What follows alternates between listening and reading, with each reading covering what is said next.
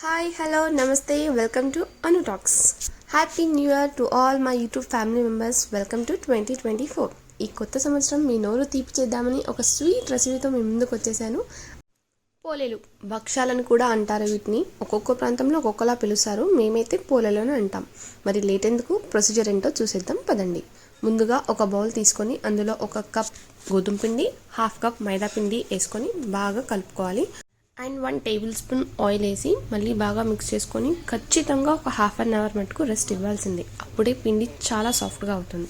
And half KG బెల్లం తీసుకొని మంచిగా తురుముకోవాలి. చాకుతో అయినా తురుముకోవచ్చు, ఇంట్లో కొబ్బరి తురిమేది ఉంటే దాంతో అయినా తురుముకోవచ్చు. బట్ మంచిగా ఫైన్గా సన్నగా తురుముకోవాలి బెల్లం. అండ్ డయాబెటీస్ ఉన్న వాళ్ళు కూడా బెల్లం తింటే పెద్దగా ప్రాబ్లం ఏమి ఉండదు. సో డయాబెటీస్ ఉన్న వాళ్ళు ఎలాంటి ప్రాబ్లం లేకుండా హ్యాపీగా ఈ భక్షాలు చేసుకొని తినేసేయచ్చు. అండ్ హాఫ్ కేజీ బెల్లానికి హాఫ్ కేజీ శనగపప్పు తీసుకొని కుక్కర్లో వేసుకొని బాగా ఉడకబెట్టుకోవాలి. అది ఉడికాక పప్పు తీసి ఇలా కాటన్ క్లాత్లో వేసి ఆరబెట్టుకోవాలి. అందులో ఉన్న పచ్చిదనం అంతా పోయే వరకు కాటన్ క్లాత్లో ఆరబెట్టేసుకోవాలి. అండ్ అది ఆరిన తర్వాతకి కొంచెం కొంచెం క్వాంటిటీ తీసుకొని మిక్సీ జార్లో వేసుకొని ఫైన్ పౌడర్ పేస్ట్గా చేసేసుకోవాలి. పప్పు అంతా పేస్ట్ చేసుకున్నాక స్టవ్ ఆన్ చేసి ఒక బౌల్ పెట్టుకొని హాఫ్ గ్లాస్ వాటర్ వేసి వాటర్ బాగా హీట్ ఎక్కాక ముందుగా మనం తురిమి పెట్టుకున్న బెల్లంని కొంచెం కొంచెం క్వాంటిటీ తీసుకొని ఆ బౌల్లో వేసుకోవాలి. అలా తురుముకున్న బెల్లం అంతా బౌల్లో వేసి బాగా కలుపుకోవాలి. ఉండలంతా పోయేటట్టుగా కలుపుతూనే ఉండాలి. కలపకపోతే బెల్లం అనేది గిన్నెకి అడగంటుకుపోయి మాడు వాసన వస్తుంది. సో అలా బెల్లం మాడకుండా ఇలా కలుపుతూనే ఉండాలి. ఇలా కలపడం వల్ల పాకం అనేది చాలా బాగా వస్తుంది. అండ్ మనం పోలలకి తీగ పాకం మాత్రమే చేసుకోవాలి. టేస్ట్తో పాటు ఫ్లేవర్ కూడా రావాలి కదా. సో దానికోసం 2 టేబుల్ స్పూన్ సోంపు, 4 ఇలాచీలు తీసుకొని ఫైన్గా పౌడర్ చేసుకోవాలి. ఇది సీక్రెట్ ఇంగ్రీడియంట్. ఈ అరోమా వల్ల టేస్ట్ లెవెల్స్ చాలా పీక్స్కి వెళ్తాయి. సో మరి లేట్ ఎందుకు, వేసేద్దామా. ఆల్రెడీ ఉడుకుతున్న పాకంలో 2 టేబుల్ స్పూన్స్ ఈ పౌడర్ వేసుకొని బాగా మిక్స్ చేసుకోవాలి. నేను ముందుగా చెప్పినట్టుగా ఇలా తీగ పాకం చేసుకోవాలి. ఇది పాకం అయ్యాక మనం ముందుగా మిక్సీ పట్టుకున్న శనగపప్పును తీసుకొని కొద్ది కొద్దిగా అందులో వేసుకొని బాగా మిక్స్ చేసుకోవాలి. ఉండలు లేకుండా మిక్స్ చేసుకోవాలి. పప్పు బెల్లం రెండు బాగా మిక్స్ అయ్యేంత వరకు కలుపుతూనే ఉండాలి. అది కొంచెం గట్టిగా అయ్యాక స్టవ్ ఆఫ్ చేసి ఆ మిశ్రమాన్ని పక్కన పెట్టుకొని చల్లారనివ్వాలి.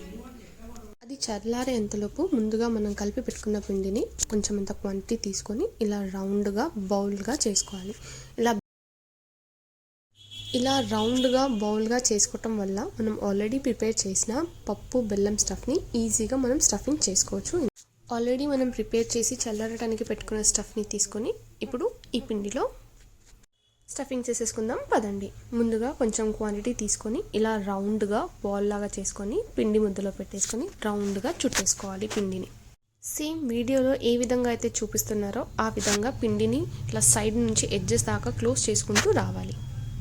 ఇలా రౌండ్గా చేసుకున్నాక మనం చపాతీ చేసుకునే పీట పైన ఒక కవర్ వేసి ఆయిల్ రాసుకోవాలి.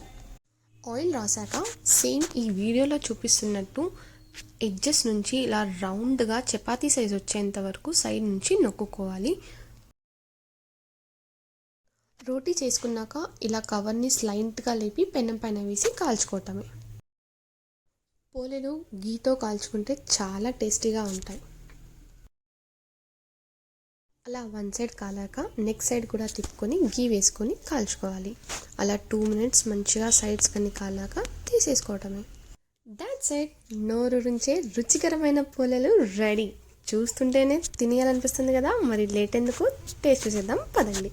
ఇలా గీ వేసుకొని తింటే ఆహా సూపర్గా ఉంటాయి.